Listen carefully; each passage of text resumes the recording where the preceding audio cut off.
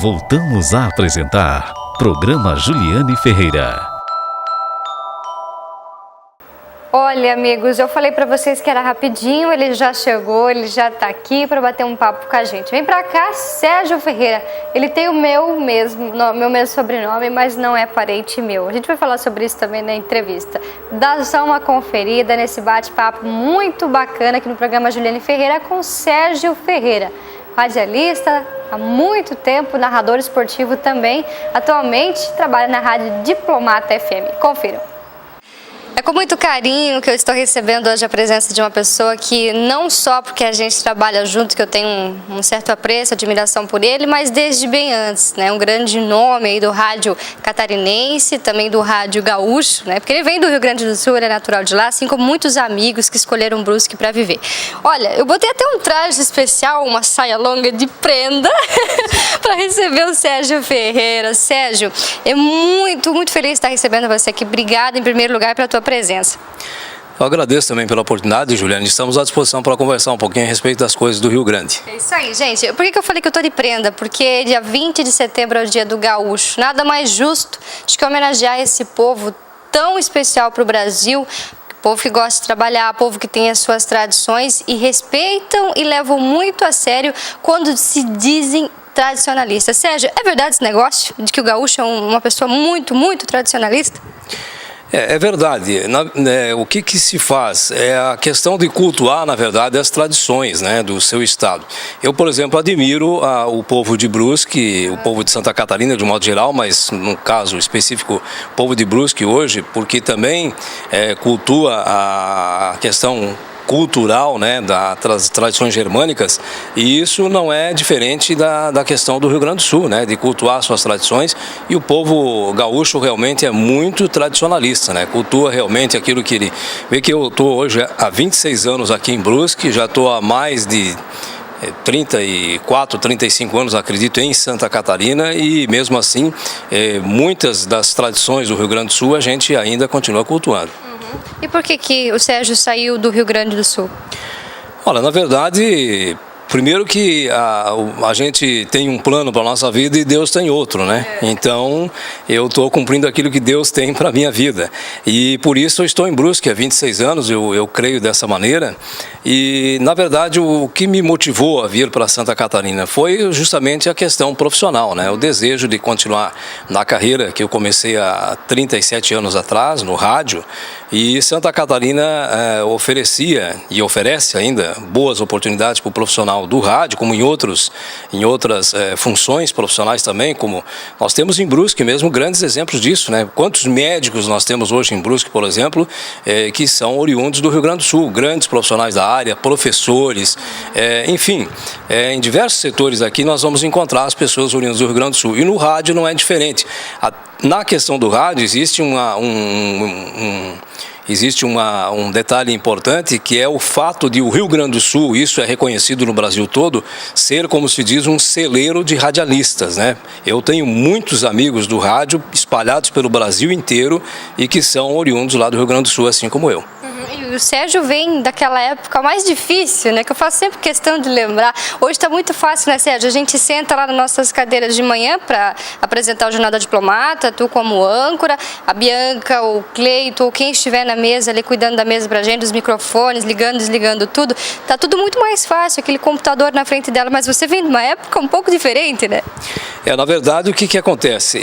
Eu e outras pessoas da minha época, da minha geração, por exemplo, do rádio, nós tivemos que, e continuamos tendo que nos adaptar cada vez mais à evolução técnica, né, do rádio. Mas realmente você tem razão.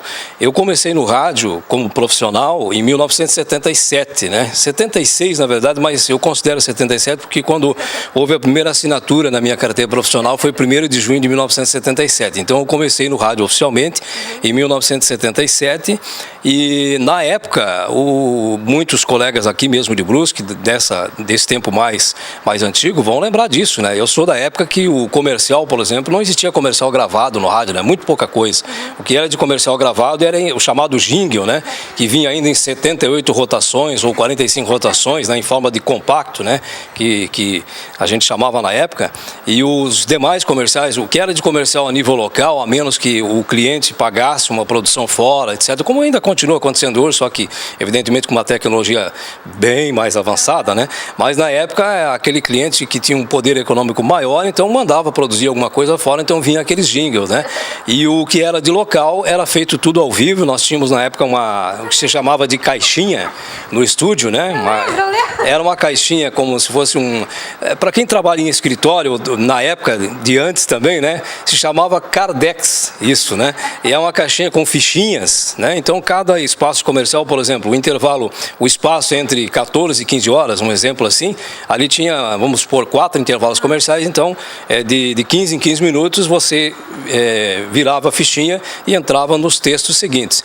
E na minha época ainda, o Rio Grande do Sul era muito tradicional isso, até alguns anos atrás, de se fazer, por exemplo, o horário de locução em 2 locutores. Então nós fazíamos comerciais que chamava-se de ponto a ponto, né? E isso eu passei toda essa época. Depois aí veio a época da fita cassete, depois o rolo, a fita de rolo, né? E aqui inclusive nós temos aqui a fita de rolo. Depois veio a cartucheira, chamada cartucheira, né? Nós temos aqui. Faz tempo. E depois foi passando para os métodos mais avançados. Nós chegamos hoje aí, né? Hoje, já alguns anos atrás, na questão do computador, enfim, toda essa produção que hoje a gente conhece, né? Que é uma outra situação, questão de qualidade, enfim, é a evolução, na verdade, né? E a gente tem que acompanhar isso. Mas realmente essa era do rádio, poucos dias acompanhando até uma entrevista na Rádio Globo do Rio de Janeiro, se eu não estou enganado, com um colega de profissão de muitos anos, recapitulava-se isso, né? E eu gosto de ouvir esse tipo de entrevista porque a gente volta no tempo, né? E lembra de tudo que a gente passou. Tive a oportunidade, por exemplo, de um dos congressos da Acaerte em Florianópolis, conversar há muito tempo com o Carlos Nascimento, que hoje é da Record, né? E o Carlos Nascimento, em conversa em off comigo, gravamos uma entrevista, depois ficamos conversando um bom tempo. A origem dele e de muitas pessoas da TV hoje, que são renomadas em nível nacional, a origem desse pessoal, tudo, a grande maioria, eu diria que 90% da origem deles é do rádio.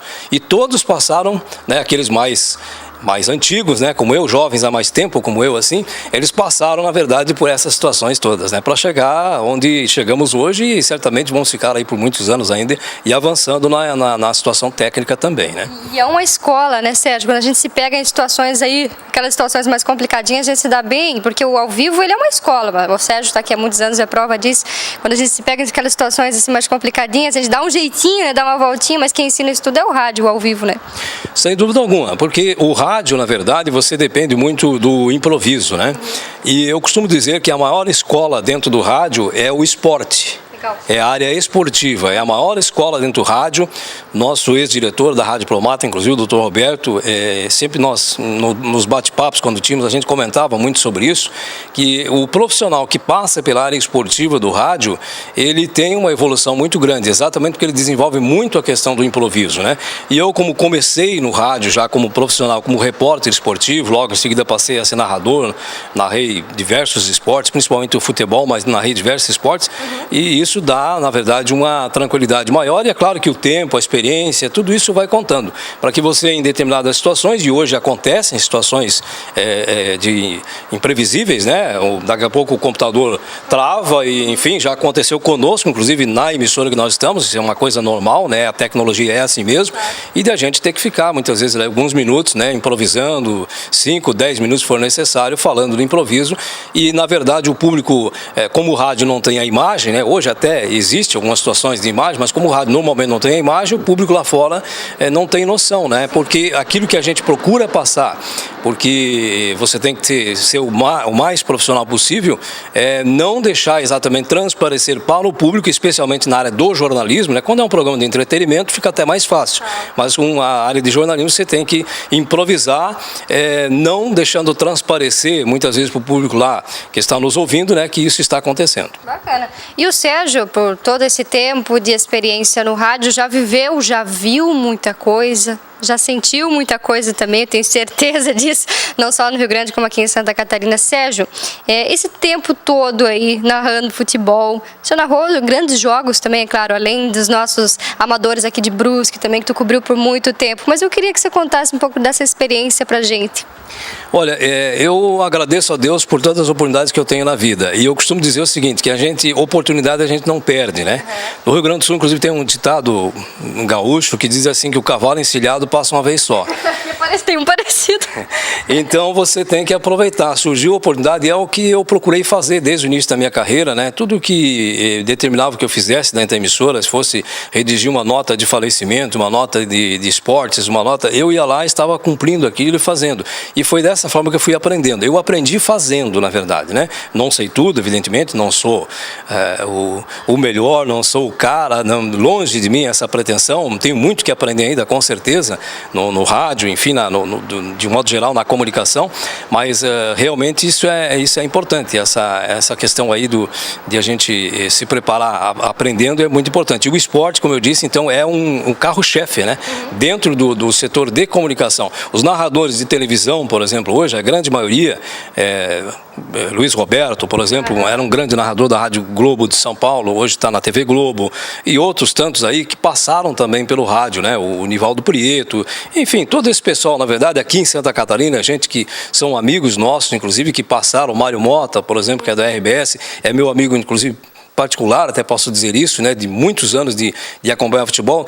Muita gente não sabe, mas o Mário Mota narrou futebol há muitos anos, né, no rádio, né, na época de Lages e tal, que eu cito ele porque é um dos ícones aí da nossa televisão hoje em nível de estado e tantos outros. Então o rádio e o esporte no rádio é realmente muito importante, principalmente para desenvolver essa questão do improviso.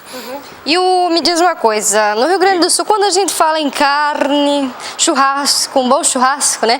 Tem algum gaúcho por perto para ir para assar esse churrasco? Né? A gente sempre comenta assim, porque a gente sabe que de lá.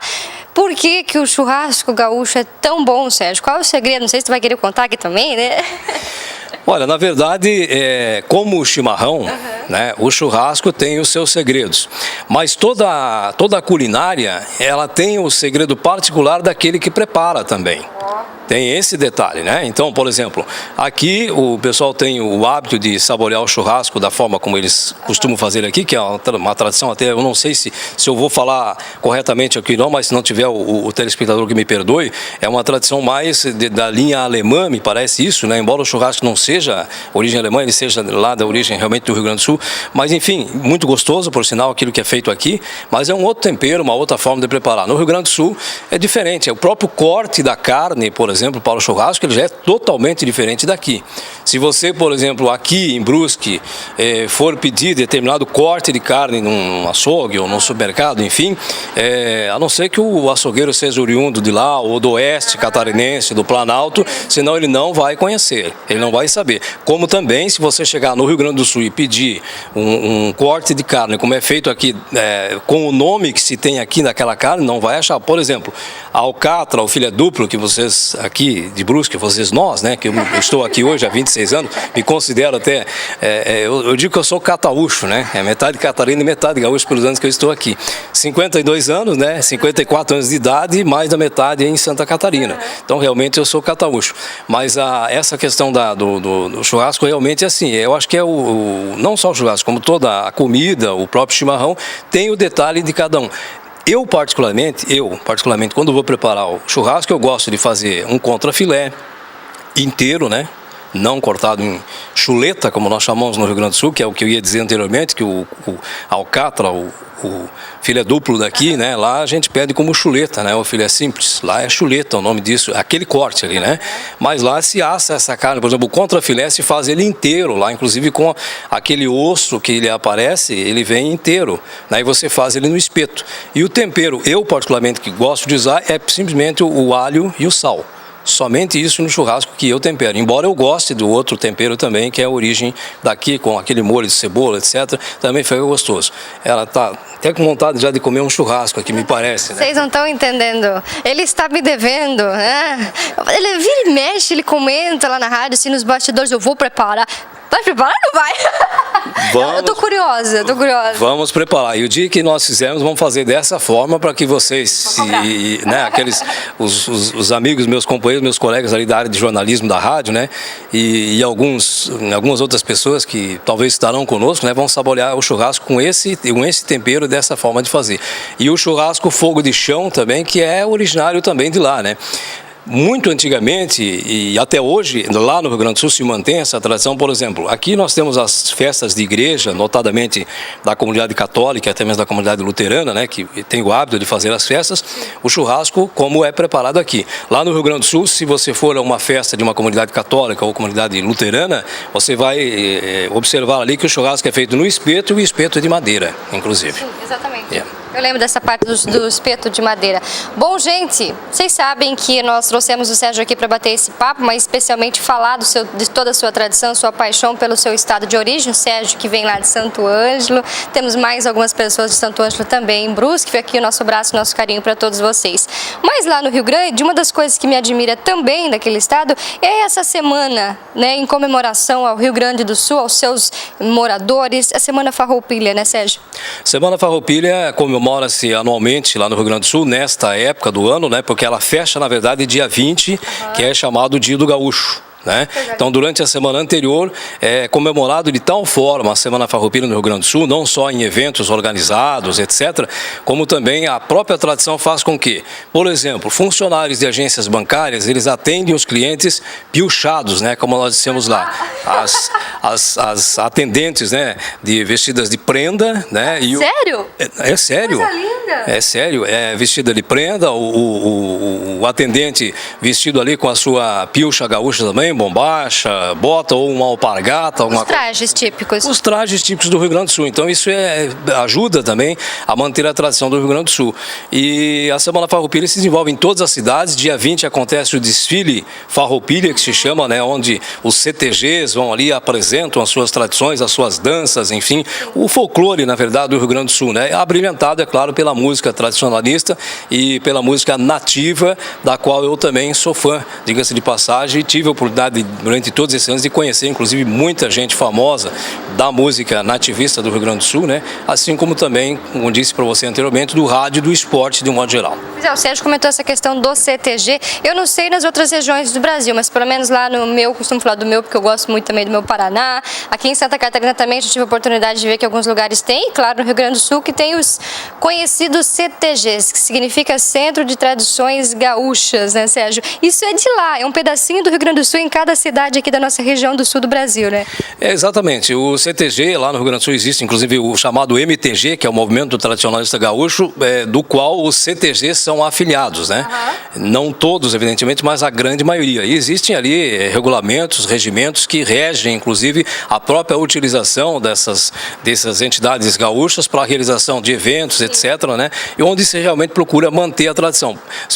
Só para completar com relação a isso, por exemplo, os grupos musicais que fugiram da tradição de usar os trajes típicos para cantar em palco, etc., eles não estão, a sua grande maioria não é mais permitido que eles abrilhantem baile, por exemplo, em Centro de Tradições Gaúchas filiados ao MTG. Apenas aqueles que realmente mantêm a tradição da pilcha, etc.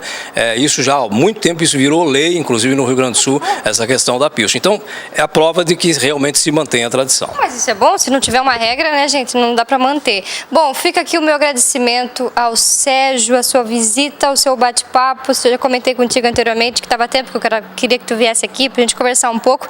E essa acho que foi uma ocasião especial, né, para a gente falar aí das suas tradições do Rio Grande do Sul. Fica aqui mais uma vez o abraço a todos os gaúchos que escolheram Brusque para viver, para trabalhar. Uma dessas pessoas e sua família é o Sérgio Ferreira. Sérgio, obrigada. Sérgio vai contar um negócio pra vocês, só pra gente encerrar aqui. Explica essa história de pai e filha aí pras pessoas, pra elas entenderem. Muito bem, a Juliane, quando começou a trabalhar na Rádio Diplomata, né, já conheci ela, não fazia muito tempo que nós nos conhecemos, na verdade, através do Juscelito, inclusive nos conhecemos, mas como profissional a gente se encontrava por aí em eventos, depois a gente fez o convite para que a Juliane fosse para a Rádio Diplomata, trabalhar conosco, integrar a equipe de jornalismo, né, 2 anos e meio já, olha como o tempo passa, né, e muitas pessoas, até hoje, inclusive, imaginam que a Juliane tenha vínculo familiar comigo, seja minha filha, inclusive a grande maioria pensa isso, mas Mas não, eu tenho, na verdade, 2 filhas e um filho, né? Mas a Juliane realmente não é apenas uma colega de trabalho, uma grande profissional, como os demais que trabalham conosco também, e é uma satisfação tê-la na nossa equipe de jornalismo da Rádio Diplomata. E encerrando então, vou pegar meu cavalinho que eu deixei amarrado ali no toco ali fora, encilhá-lo e vamos voltar às lides do dia a dia então, né? E um grande abraço a todos. Obrigado pela oportunidade. Esse é o dono do Bom Dia Brusque, Bom Dia Santa Catarina, Sérgio Ferreira, no programa Juliane Ferreira. Como ele mesmo disse, nós somos parentes, somos amigos e esperamos que essa amizade perdure por muitos e muitos anos. Obrigada a você pelo seu carinho, continue com a gente. Tchau, seu Sérgio. Tchau, dona Juliane. Sérgio, obrigada pela tua visita, né? Você mora aqui pertinho da gente, até que enfim aceitou o convite, vai bater um papo conosco. Sérgio gosta de um bom chimarrão, toma muito tempo, eu também tomava lá no Paraná, né? Sabe o que acontece quando a gente toma muito chimarrão? Tô à vontade no banheiro direto. Mas é muito bom, é saudável, os médicos recomendam justamente por causa disso. Pra quem tem pressão alta também, chimarrão, ó, é ótimo. Sérgio, obrigada, viu? Tô muito feliz de ter te recebido aqui. A gente já tá há um tempo, mais precisamente um ano, né? Que eu tava querendo trazer você aqui pra gente conversar. Sua agenda nunca batia com os nossos horários disponíveis, mas agora deu certo, né? Sempre na correria. Muito obrigada, eu fico aqui o meu agradecimento e um beijo pra sua esposa, a Val. A Val é uma amigona. Parabéns aí pela essa família linda que você tem, Sérgio, seus filhos, seus netos, a recém-casada Michele e o Rodrigo, né? Um beijo especial aí para esse casal ao qual a gente teve a honra de participar do casamento, tá bom? Um beijo para vocês e assim eu encerro o programa dessa semana. Obrigada pela sua companhia, pelo seu carinho. É muito bom saber que você está nos acompanhando. Fica aqui, gente, ó, o nosso espaço totalmente disponível para que vocês mandem suas sugestões, né, suas reclamações, caso tenha. Caso você queira vir aqui, tem alguém ao qual você quer indicar para vir bater um papo com a gente, pode mandar. Bom, setembro, mês da árvore, mês da primavera, já estamos chegando aí uma nova estação e já dá para sentir, né, esse novo ar que vem trazendo, e daqui a pouquinho já chega o verão novamente para todos aqueles que pedem muito por ele, para quem gosta do calor como o Joselito, que é um fã do verão, né, Joselito? Você que gosta de andar de chinelo, de bermuda, andar aí sem camisa. Eu prefiro o inverno, eu gosto do verão. Na verdade, eu sou aquela que gosta do verão moderado, né? Não gosto daquele exagero, daquele calorão, e não gosto do aquele inverno muito pesado também. Eu gosto de tudo moderado e equilibrado. Tudo em excesso faz mal, não é verdade? Tchau, gente. Volto na semana que vem. Obrigada pelo teu carinho, pela tua companhia. Muito bom, eu gosto muito de vocês. Um beijo.